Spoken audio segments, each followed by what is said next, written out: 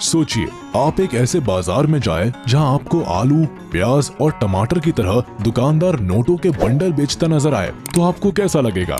I guess आपको बड़ा अजीब लगेगा। लेकिन आपको जानकर हैरानी होगी कि दुनिया में एक ऐसा अनोखा देश भी है जहां फल, सब्जियां नहीं बल्कि पैसे बिकते हैं।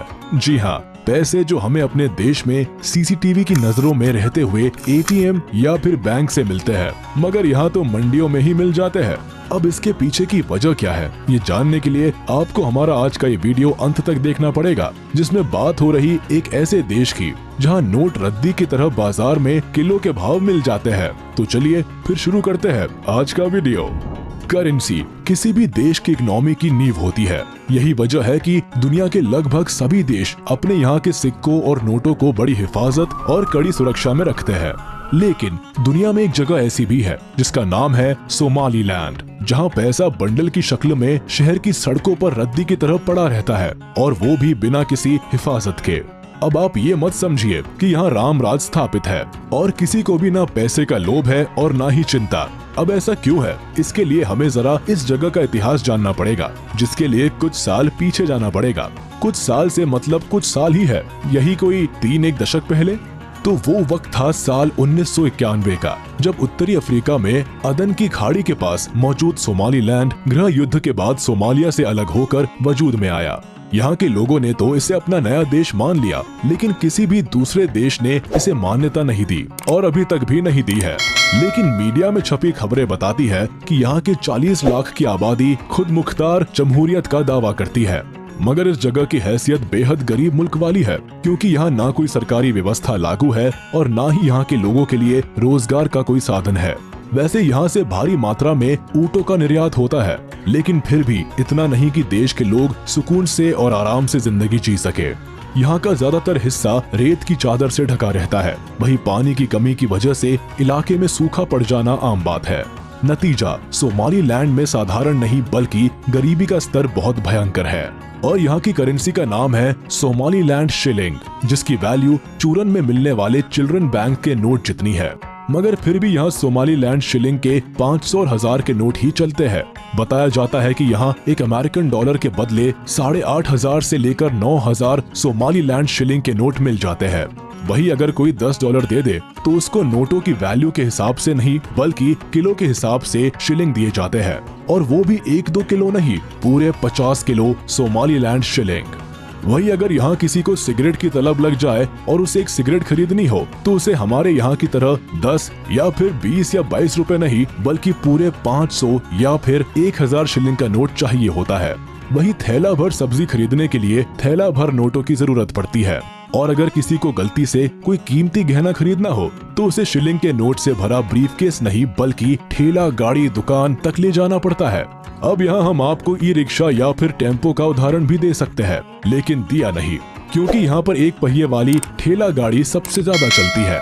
यही वजह है कि यहाँ की राजधानी कही जाने वाली हर्षिगा के बाजारों में अक्सर लोग ठेला गाड़ी पर ही नोट लाद कर चलते हुए नजर आते हैं। वैसे इस देश की एक खासियत भी है।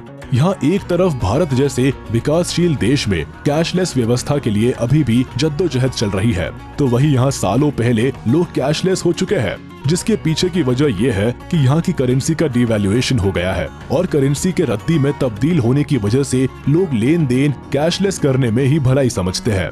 वो छोटी से लेकर छोटी और बड़ी से लेकर बड़ी चीजों के लिए सिर्फ मोबाइल पेमेंट का ही इस्तेमाल करते हैं, क्योंकि यहाँ ना तो क्रेडिट कार्ड का ज्यादा चलन है और ना ही डेबिट कार्ड का, इसलिए यहाँ फोन की व्यवस्था जिंदाबाद है। वैसे क्रेडिट और डेबिट कार्ड से याद आया कि इस देश में एक भी अंतर्राष्ट्रीय स्तर पर मान्यता प्राप्त बैंक भी नहीं है। ऐसे में ये बात स्वाभाविक हो जाती है कि यहाँ ना तो कोई बैंकिंग सिस्टम है और ना ही कोई एटीएम। यही वजह है कि आपको यहाँ भिखारी भी बहुत हाई टेक नजर आएगा, क्योंकि वो भी अपना लेन देन मोबाइल से ही करता दिखेगा। वैसे सबके कैशलेस हो जाने की वजह ये भी हो सकती है कि कौन छोटी मोटी खरीदारियों के लिए झोला भरकर नोट ढोता फिरे, इसलिए यहाँ आम और खास सभी कैश विहीन रहना ही पसंद करते हैं। फिर चाहे फुटपाथ पर सब्जी और फल बेचने वाले हो या फिर बड़ी बड़ी चमचमाती परचून और बाकी जरूरत के सामान वाली दुकानों पर बैठे धन्ना सेठ। कहीं भी चले जाओ, बस अपने मोबाइल से दुकानदार का मोबाइल नंबर या फिर QR कोड स्कैन करो, पैसे तुरंत ग्राहक के अकाउंट से दुकानदार के खाते में चले जाते हैं। वैसे सिर्फ सोमालीलैंड ही नहीं, अफ्रीका के कई छोटे बड़े देश कैश रखने का झंझट छोड़ कैशलेस वाली व्यवस्था की ओर तेजी से बढ़ रहे हैं। घाना, तंजानिया, युगांडा में भी मोबाइल बैंकिंग की क्रांति आ रखी है। इसी तरह केन्या में भी बड़ी तादाद में लोग एम-पैसा के जरिए भुगतान कर रहे हैं। वैसे अब आप ये मत मान लीजिएगा कि कैशलेस हो जाना कौन सी बड़ी बात है। हमारे देश में भी तो कई बड़े शहर लगभग पूरी तरह से कैशलेस हो चुके हैं। मगर सोमालीलैंड की खासियत है कि यहाँ के शहरों के साथ साथ गाँवों में भी लोग नोटों को भूल चुके हैं।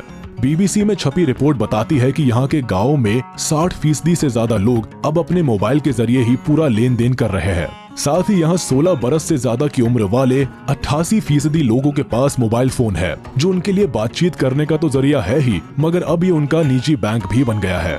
जबकि यहाँ के ज्यादातर लोग निरक्षर है, यानी अनपढ़ है या फिर कम पढ़े लिखे हैं। वैसे यहाँ लोगों के लिए पढ़ाई लिखाई का ज्यादा महत्व है भी नहीं, क्योंकि इस छोटे से देश में रोजगार मिलना एक बड़ी समस्या है। यहाँ के लोग मछली पालन और छोटे मोटे कामों में लगे रहते हैं, जिसमें उनकी सिर्फ आजीविकता चलती है। साथ ही ये देश अपने टूरिज्म सेक्टर पर भी बहुत ज्यादा निर्भर रहता है। बताया जाता है कि सोमालिया में बीचेस और यहाँ काफी रहस्यमय गुफाएं और जंगल है, जिस पर रिसर्च चलता रहता है और शोध से जुड़े लोग आए दिन यहाँ आते जाते रहते हैं। तो चलिए दोस्तों, पैसों के बाजार और सोमालीलैंड के बारे में बताता ये वीडियो यही खत्म होता है। उम्मीद है आपको ये पसंद आया होगा। आप अपने जेन्युइन रिव्यूज हमें कमेंट करके बता सकते हैं। आप इसे अपने दोस्तों और रिश्तेदारों के साथ शेयर करना बिल्कुल ना भूले। और हाँ, इस वीडियो को लाइक कर दे